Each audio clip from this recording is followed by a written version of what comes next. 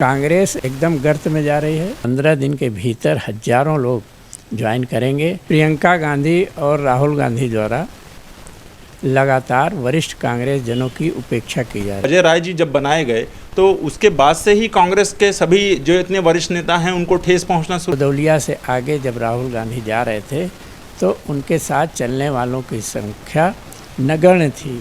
मुट्ठी भर लोग उनके साथ चल रहे। राजेश मिश्रा जी, उसको गाड़ी में न बैठाना उनकी बहुत बड़ी भूल है। मैं सांसद रहा हूं तो मेरे साथ जितने लोगों का काफिला है वो सब लोगों को मैं एक साथ भाजपा ज्वाइन करा रहा। इसका रिजल्ट जो राहुल किए हैं अभी चुनाव में आप देख लीजिएगा। राहुल गांधी खुद मिलना नहीं चाहते, खुद किसी से नहीं मिलना चाहता है। अगर आप जानना चाह रहे हैं, जब आप सीनियर जूनियर का ध्यान नहीं रखेंगे, अभी हमने ज्वाइन किया जब भाजपा,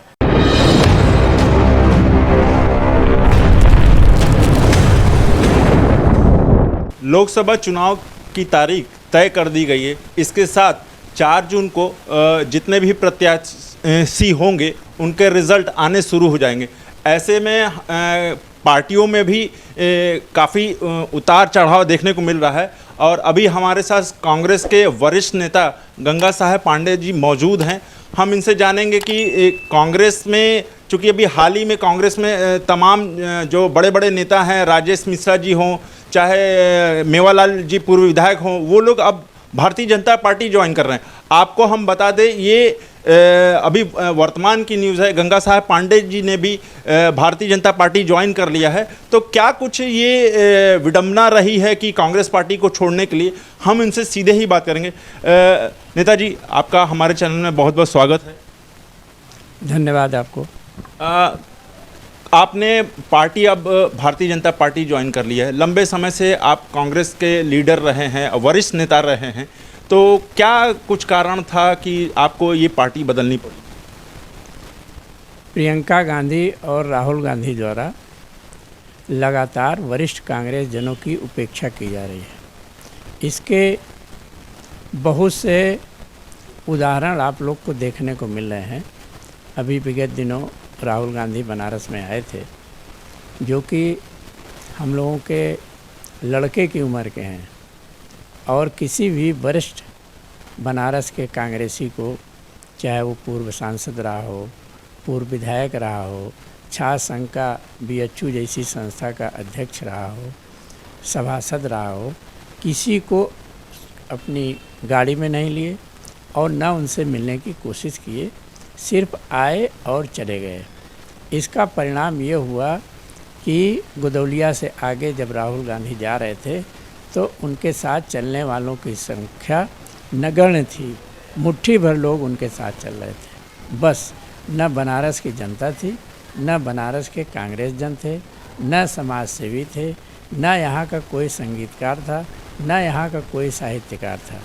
ऐसे में यह सोचना कि कांग्रेस का संगठन मजबूत होगा और लोकसभा में के चुनाव में उत्तर प्रदेश में कोई भी लोकसभा का कांग्रेस का प्रत्याशी जीतेगा, यह असंभव और दिशा विहीन है।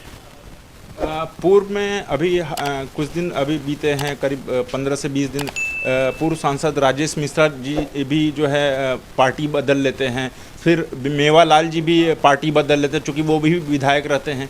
तो ऐसे में मतलब कांग्रेस कहाँ जा रही है? अब 2024 अब तो नज़दीक हो गया, अब तो चुनाव आयोग ने भी तारीख तय कर दी है। कांग्रेस एकदम गर्त में जा रही है। कहीं कुछ है नहीं, किसी को चुनाव जीतना नहीं है, और यहाँ तक कि जमानत भी ये लोग बचा नहीं पाएंगे। सिर्फ कुछ मुस्लिम वोटरों के भरोसे दूसरी पार्टियाँ अपने को दम्भ भर रही हैं। हिंदू वर्ग 100% पूरे देश में भाजपा को वोट करने जा रहा है। जिस बिरादरी से हम बिलोंग करते हैं, ब्राह्मण बिरादरी, तो 100% वोट भी दिलाएगी भाजपा को, और इन लोगों के साथ रहने वाले सभी लोग भारतीय जनता पार्टी को वोट देंगे। घर घर जाने का हम लोग प्रयास कर रहे हैं। कारण उसका ये है कि देश के विकास में जो भाजपा की नीति है उससे सभी लोग संतुष्ट हैं। रह गई बनारस की बात, यही बनारस है जहाँ से मुख्यमंत्री हुआ करते थे, यही बनारस है जहाँ से रेल मंत्री हुआ करते थे, यही बनारस है जहाँ से जहाजरानी मिनिस्टर हुआ करते थे और तमाम कांग्रेसी नेताओं का अड्डा हुआ करता था बनारस। आज देख लीजिए और उस समय की सरकार को देख लीजिए। आज यहाँ जो विकास हो रहा है, जो राशन जनता को मिल रहा है, जो कानून व्यवस्था में सुधार हुआ है, वो भाजपा सरकार की ही देन है। यही सब को देखते हुए हम सभी लोगों ने अभी भाजपा ज्वाइन किया है। अभी देखिए, अभी तो कुछ लोग ज्वाइन किए हैं, तमाम लोग अभी बहुत ही 15 दिन के भीतर हज़ारों लोग ज्वाइन करेंगे। हर आदमी का कार्यालय तक पहुंच पाना संभव नहीं है, लेकिन वो अपने घर रह के भाजपा का समर्थन कर रहे हैं। तमाम टेलीफोन हम लोगों के आ रहे हैं। अभी होली मिलन समारोह जो 27 तारीख के बाद होगा, उसमें आप लोग अंदाज़ लगा लीजिएगा कि भाजपा के कितने लोग हैं। अब हम लोगों को न कोई पद चाहिए, न टिकट चाहिए, न चुनाव लड़ना है। सिर्फ जो नीतियां हैं मोदी जी की, उन्हें जन जन तक पहुंचाना है। हमने इस बारे में पूर्व सांसद राजेश मिश्रा जी से भी बात की, तो उन्होंने बताया कि जमीर मतलब उनको आत्मसम्मान को ठेस पहुंचाया गया। तो क्या लगता है कि जब से प्रदेश अध्यक्ष अजय राय जी जब बनाए गए, तो उसके बाद से ही कांग्रेस के सभी जो इतने वरिष्ठ नेता हैं उनको ठेस पहुंचना शुरू हो गया? आप जिनका नाम ले रहे हैं उनसे कभी आप पूछिए कि जहां आप रहते हैं वहां किस पार्टी का सभासद जीता है। आप पूरे प्रदेश और देश और ज़िले की बात मत करिए, जहां वो रहते हैं और हम जहां रहते हैं आप आइए देखिए। जब हम कांग्रेस का सभासद कितने दिनों से जिता रहे हैं। ऐसा तो है नहीं कि हमारे कॉलोनी में भाजपा के लोग नहीं हैं, कम्युनिस्ट के लोग नहीं हैं, लेकिन हमारे वार्ड में आके आप कभी भी पता लगाइए कि कितने वर्ष से सिर्फ कांग्रेस का ही सभासद वहाँ क्यों जीत रहा है। कारण कि हम लोगों का संगठन, हमारी एक संस्था है जन कल्याण परिषद नाम से, सामाजिक साहित्यिक सांस्कृतिक संस्था है। उसके माध्यम से संगीत, साहित्य और समाज सेवा का कार्य हम लोग निरंतर करते रहते हैं।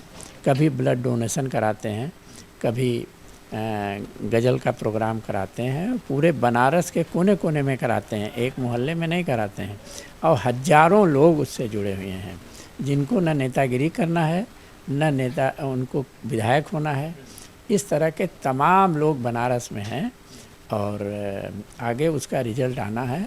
10 लाख से ज़्यादा वोट से मोदी जी जीतेंगे, कहीं कोई उनके पीछे खड़ा होने वाला नहीं मिलेगा। नहीं, उन्होंने इशारों में ये बता भी दिया था कि मैं सांसद रहा हूं तो मेरे साथ जितने लोगों का काफिला है वो सब लोगों को मैं एक साथ भाजपा ज्वाइन करा रहा हूं। देखिए, राजेश मिश्रा हों या अजय राय हों, सब हमारे छोटे भाई हैं। इनके बारे में हमारा कोई कुछ भी कहना, टिप्पणी करना उचित नहीं है और व्यक्तिगत संबंध सबसे बना रहना चाहिए। तो इसलिए वो जो कह रहे हैं उसमें क्या वास्तविकता है यह सामने आ जाएगी। कह न रहे हैं, करके दिखावें। चुनाव लड़े विधायक का, किसी कार्यकर्ता को लड़ाना चाहिए। आप क्यों लड़ने गए? आप एमपी रहे हैं, बनारस के लोगों ने आपको वोट दिया है। आपने, राजेश मिश्रा ने अपने कार्यकाल में काफ़ी विकास बनारस में किया, काफ़ी काम किया और एक एक व्यक्ति से राजेश मिश्रा जुड़े हुए हैं। वो खाली जैसे हमको नहीं जानते हैं, हमारे पूरे परिवार वालों का नाम बता देंगे। घर पर आते हैं, सबसे बात करते हैं। तो इस तरह के नेता राजेश जी जैसे कहाँ कोई है। उनके साथ न कोई लाल लश्कर है, न 4-6 गाड़ी लेके चलते हैं, न उनको गनर की ज़रूरत है, न उनको कोई धमकी देने वाला है। तो इतना सरल, सुशील, सब व्यवहार कुशल राजेश मिश्रा जी की बराबरी कर पाना बड़ा असंभव है। हम भी नहीं कर सकते हैं उनकी बराबरी।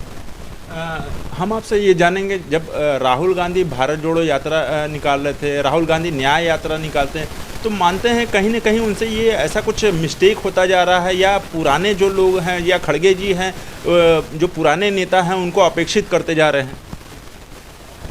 इसका रिजल्ट जो राहुल किए हैं अभी चुनाव में, आप देख लीजिएगा क्या होता है। इसकी गली गली में चर्चा है कि पूर्व सांसद एक ही था राजेश मिश्रा जी, उसको गाड़ी में न बैठाना उनकी बहुत बड़ी भूल है।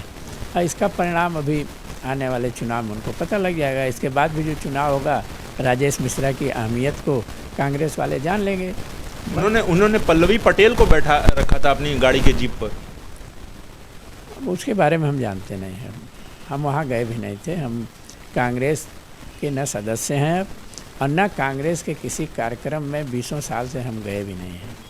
हम समाज सेवा का काम अपने संस्था के माध्यम जन कल्याण परिषद से करते रहे। नहीं, जब राहुल गांधी काशी में जब आए थे तो ऐसा मतलब ये बात चर्चा थी कि अखिलेश यादव उनके साथ चलेंगे। हालांकि किन्हीं कारणों अखिलेश यादव नहीं आ पाए तो उनके बिहार पर पल्लवी पटेल जी को भेज दिया गया। तो पल्लवी पटेल जी को उतनी भीड़ की संख्या में उनको जीप पर बैठाया गया। तो क्या आपको ऐसा नहीं लगता कि मतलब तमाम बड़े बड़े पार्टी थे, बड़े बड़े नेता थे, तो उनको आगे कर सकते थे, या जो बनारस के या जो काशी के ही जो व्यक्ति था उसको भी आगे कर सकते थे? अखिलेश जी पढ़े लिखे आदमी हैं, वो अंगूठा टेक नेता नहीं है, विदेश से पढ़ के आए हैं। जब वो पढ़ के उत्तर प्रदेश में आए तो होटल हिंदुस्तान में 28-29 दिन रुके थे कि हमारा उसमें बिजनेस था और हमारे साथ नीचे लॉबी में शाम को रोज़ बैठते थे। और शिवपाल जी ने हमको सहेजा था कि ये हमारे भतीजे हैं, इनको आप देखते रहिएगा। हमने पूछा कि आप किस काम से यहाँ आए हैं, और तो उन्होंने कहा कि हम ट्रेनिंग लेने आए हैं। हम कहे कौन सी ट्रेनिंग? तो चिरई गांव में बाई इलेक्शन हो रहा था, मायावती जी की उस समय सरकार थी, और ये दिन में एक बार निकल के जाते थे और फिर वहाँ से आके फिर अपने रूम में चले जाते थे। तो चूँकि उसमें हम रहते थे, कभी उनको रूम बदलना हो, कभी एसी ना चलना हो। एक वेटर था, हम उनके साथ लगा दिए थे, 2 थे उनके पास, सिर्फ कुर्ता पजामा था। वो खाली मिनट टू मिनट जैसे जाते थे तो पहन लेते थे, आते थे तुरंत लोअर और टी शर्ट में हो जाते। मतलब लर्निंग स्टेज में थे, एकदम पढ़ के आए थे, एकदम लड़के थे, हमें अंकल अंकल करते थे। तो एक बार वो युवजन सभा का अखिलेश जी अध्यक्ष होकर बनारस आए प्रदेश का, तो हम उनका नाम नहीं बताएंगे, किसी से बुलवाया हमको। तो हमने सोचा कि यार ये कल का लड़का था, इसको लड़के की तरह पाले, ही हमको काहे बुलवा रहा, अरे इसको आके हमसे मिलना चाहिए। फिर ये मुख्यमंत्री होके आए तो उस समय आलोक कुमार जी डीएम थे, उन्होंने हमको फ़ोन किया कि 5 बजे सीएम के साथ आपको भैया चाय पीना है। तो हम चुप हो गए, फिर भी हम मिलने गए। फिर उसके बाद एक बार आए, फिर हमारे पास फ़ोन इसी तरह से आया कि वो बार बार बुलाते थे। और हम लोग ऐसी पीढ़ी से हैं, गांव से जुड़े हुए हैं कि अपने से छोटों के पास नहीं जाना है। मैं आज तक किसी भी मिनिस्टर, किसी भी विधायक, किसी भी मतलब चाहे भाजपा को चाहे कांग्रेस हो, किसी का घर हम नहीं जानते, हम किसी के घर नहीं गए हैं। और लगभग ज़्यादा तो यूनिवर्सिटी के साथ पढ़ाई किए हैं।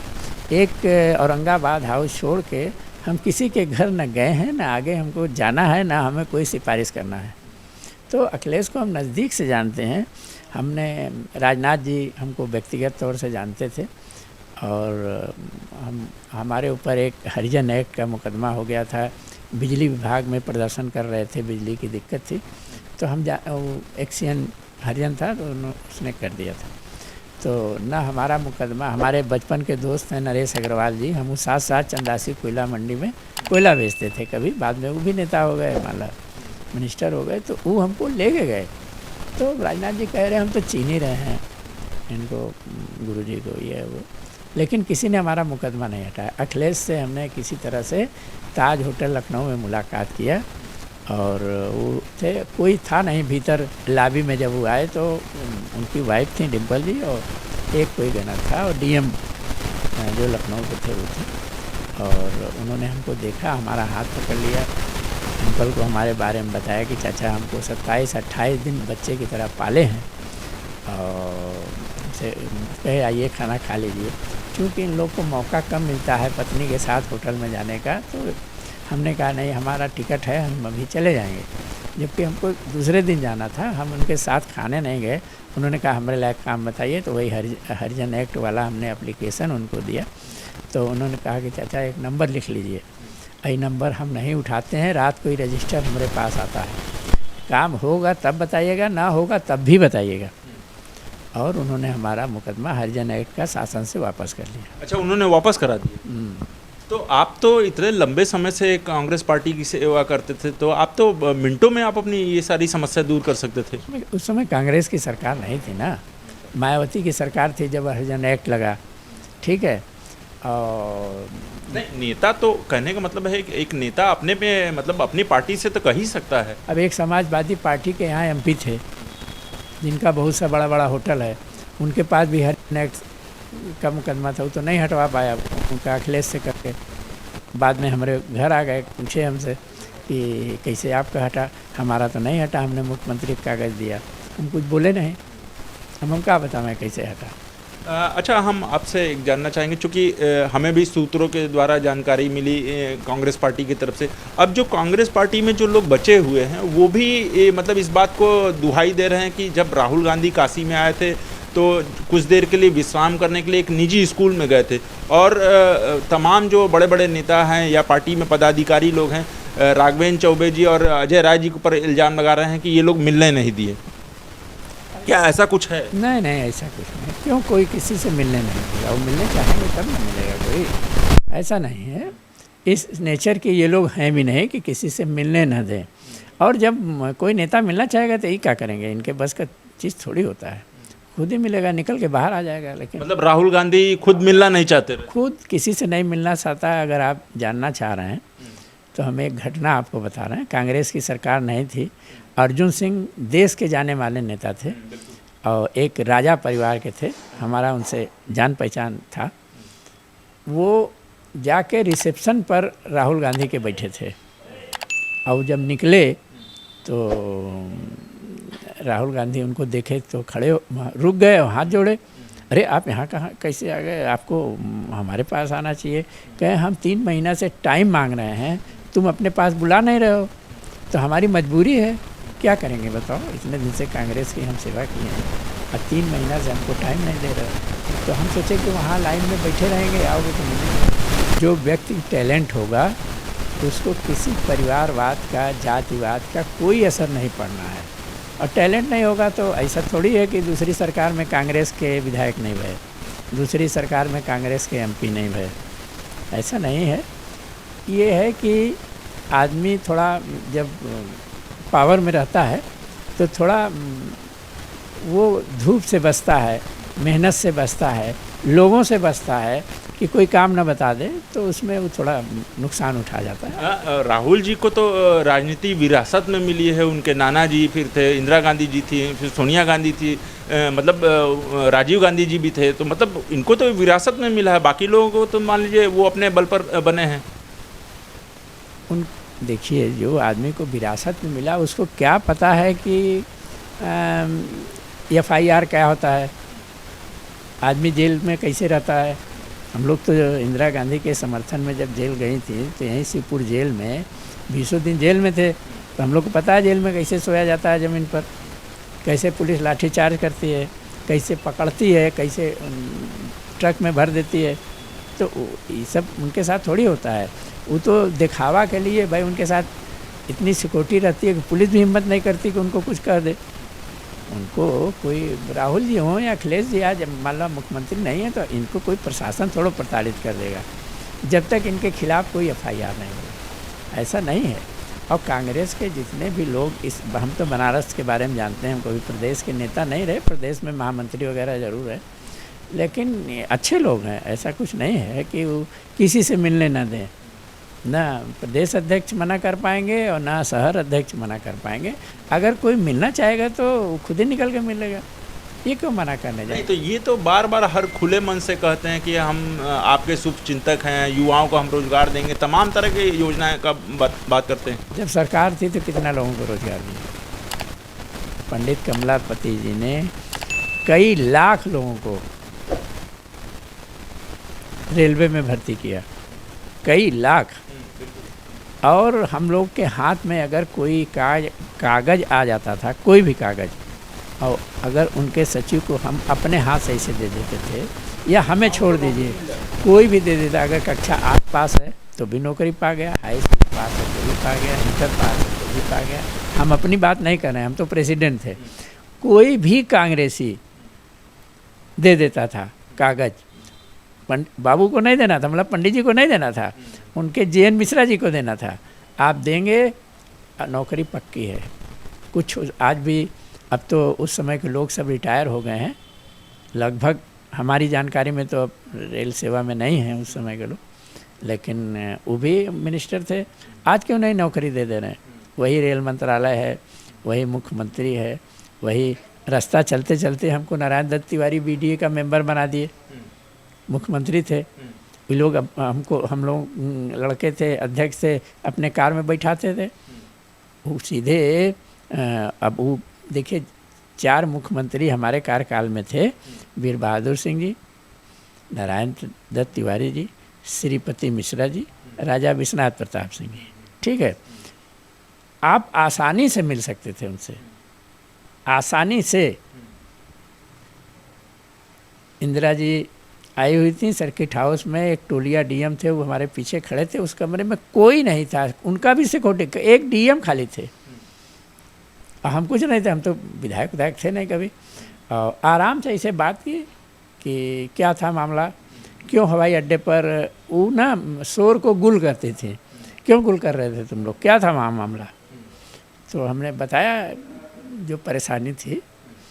हम कहे नहीं हमारे साथ कोई गुल नहीं था दादा, कोई लड़के घुसना चाह रहे थे। तो कहे कि अच्छा कोई बात नहीं, चोट तो नहीं लगी सबको। मतलब कितना सज्जनता से प्रधानमंत्री इस तरह से कमरे में बैठ के बात करे, उस कमरे में कोई सुरक्षा नहीं। कोई भी लीडर होता है तो जनप्रिय ही होता है। तो कभी कैबिनेट मंत्री भी राहुल नहीं रहा है, क्या है? कुछ नहीं है, इंदिरा जी के नाम पर जीत गया बस। पर पार्टी तो इन्हीं को आगे करने में लगी रहती है। वैसे पार्टी में बड़े बड़े मतलब विद्वान नेता हैं, वरिष्ठ नेता हैं। इसे तो कांग्रेस गर्त में चली गई। जब आप सीनियर जूनियर का ध्यान नहीं रखेंगे, अभी हमने ज्वाइन किया जब भाजपा, तो हमने शहर अध्यक्ष को फ़ोन किया, क्योंकि हम जितने ये भाजपा में मिनिस्टर नेता हैं सबको नज़दीक से देखे हैं, मिले हैं, जानते हैं, सब हमारा घर जानते हैं। तो हमने कहा कि गुरुजी कहाँ आवे के हो। नगर अध्यक्ष से हमसे ये नहीं कहा कि आप हमसे आके मिलिए, एक बार नहीं कहे, हमसे मिलने आए।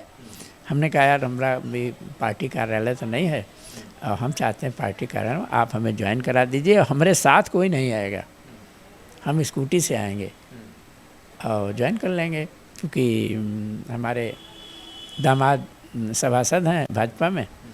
तो अब कहीं से घर में बात फैल जाती है, तो वो आ गए। और एक हमारे जन कल्याण परिषद में उपाध्यक्ष हैं ब्रजेश चंद्र श्रीवास्तव, वो यहाँ रहते हैं, गोकुलगंज के हैं। वो वहाँ पहुँच गए कहीं से, बस हम लोग 2-4 लोग थे। और जब हम चाहेंगे साला भीड़ इकट्ठा कर लेंगे। हम तो रेगुलर समाज सेवा में है ना, हमारी कभी ब्रेक जर्नी नहीं है। अच्छा, आप इतने तमाम कई सारे लोकसभा चुनाव आपने देखे हैं, तो अब जो 2024 आ गया है और गठबंधन की अब ये बात कर रहे हैं, तो क्या प्रधानमंत्री के संसदीय क्षेत्र में अब ये लोग कहीं टिक पाएंगे या फिर? मुट्ठी भर मुसलमान, हम ये नहीं करेंगे 100% मुसलमान, मुट्ठी भर मुसलमान सिर्फ इनको वोट देंगे। भूल के भी कोई हिंदू बिरादरी का वोट इनको नहीं देगा, चाहे वो जिस जाति का हो, उससे कोई लेना देना नहीं। क्योंकि सबके घर तक सुविधा पहुंच रही है, सबके घर तक। अगर मान ला सड़क नहीं है तो उनको राशन मिल रहा है, गली मोहल्ला आप सब देख ही रहे हैं, निरंतर प्रगति। और बाबा विश्वनाथ का कॉरिडोर जब से बना है, यहाँ का जो व्यवसाय है कई गुना बढ़ गया है। हर जगह भीड़ लगी हुई है, हर जगह। और काशीवासी भी इसके लिए धन्यवाद के पात्र हैं कि जिन्होंने अपने हजारों साल पुराने मकानों को बाबा विश्वनाथ को समर्पित कर दिया, जिसका फल आज काशीवासियों को मिल रहा है।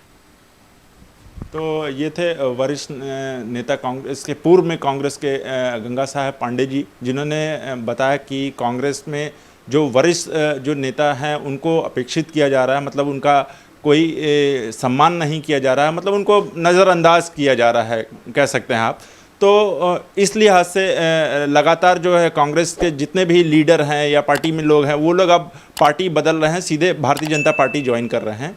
तो कहीं न कहीं ये अपनी पूरी बात इन्होंने कहा कि अब प्रधानमंत्री मोदी जो हैं 2024 में बड़ी संख्या में आएंगे और वो जनप्रिय नेता भी हैं और होना भी चाहिए, ऐसा होना भी चाहिए।